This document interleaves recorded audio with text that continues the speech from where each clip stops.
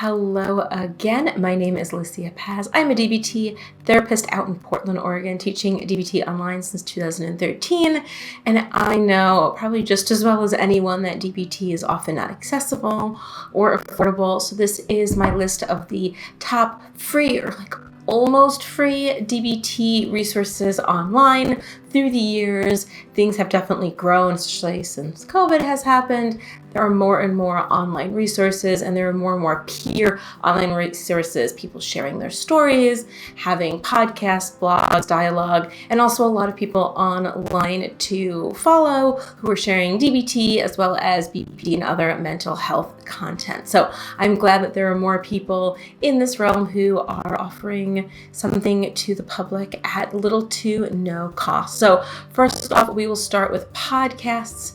I listen to podcasts all day long. I always have headphones on when I'm in my office, kind of something in the background or sometimes something to distract with, get a break throughout the day. So there's a few really good DBT podcasts. First up is Bay Area DBT. They focus a lot on specific DBT skills. They have quite a catalog and have been doing this podcast for quite some time. So there's really something there for everyone. They dive really in depth into skills and have multiple episodes on the same skill or kind of parallel to one another. Huge wide range of DBT topics. A lot of the podcast is done by intern, graduate level students as well. And Bay Area DBT is an actual DBT clinic, so it is authentic to DBT. It has kind of a serious academic tone to it.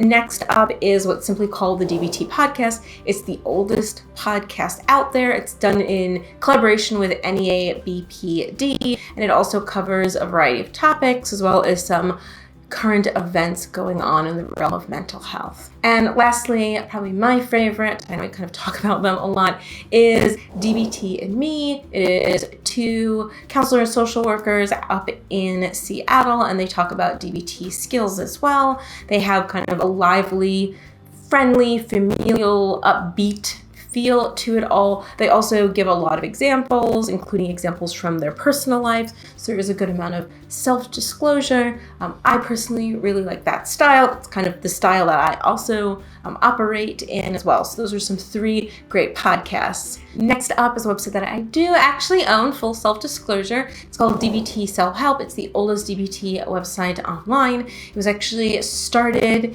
18 years ago by a student who completed DBT, and she was kind of looking to continue DBT, thinking, learning, growing, and practicing DBT skills. Didn't find anything out there. Quite a bit more to the backstory you can find online, and she started this website. And 2 years ago, almost 3 years ago now, my partner and I purchased the website, gave it a fresh makeover. It's still totally free. It will always be free, and we wanted to kind of keep it fresh and keep it up to date, which the prior owner was not able to continue doing any longer. So it has about 200 pages of DBT content. It includes exercises, DBT skills. There are some really great examples on there as well as some blog posts. Next up, there is a great Tumblr on DBT skills, and I'll be sure to link this down below. That also includes some sort of personal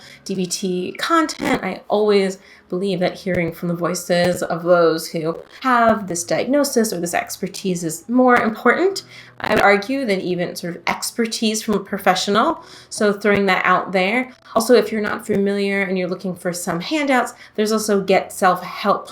It's a UK site that has a lot of handouts. Therapist Aid has a lot of handouts, and they do more than just DBT. They have a handout for CBT. If there's a dream diary, if you really think of anything mental health related, chances are it's on Therapist Aid. I will also say Pinterest is still pretty thriving in regards of mental health. So if you are somebody who is looking for practice skill reminders, visuals, desktop backgrounds, it's definitely a more visual place to be. Pinterest still is quite a large community for DBT as well as BPD and mental health content. Then if you are a professional looking for skills, the Zurl Institute, Z-U-R-L, is a great resource and is focused on professionals. So I hope this was interesting to you. These are all free options out there. I will also mention, although I do offer a self-paced course in learning DBT skills, it is $25 a month, and I fully understand if that is also not affordable. I will have another video out including some DBT self-journal reviews. So if you are kind of doing the DIY version and getting the workbook and going and teaching yourself the skills, that is great. There's also a ton of content on YouTube now explaining the skills in detail, as well as a lot of personal stories, how to use the skill, conversation around skills. If you were to Google a skill, you will find quite a plethora of information out there. So whatever way that you learn best, whether it's podcasts, website, news articles, blog posts, there's kind of something out there for you. I will also make another video that goes over social media accounts and how to maybe fix or go into your social media accounts and see topics that are relevant to you, that are maybe a little bit more uplifting, DBT focused, and things that might also kind of nudge you and remind you to use DBT skills, maybe educate you on those skills, and I'll be making that video shortly as well. I hope you found this interesting. I hope that you're able to get some support for free in utilizing DBT skills. So take care and stay skillful.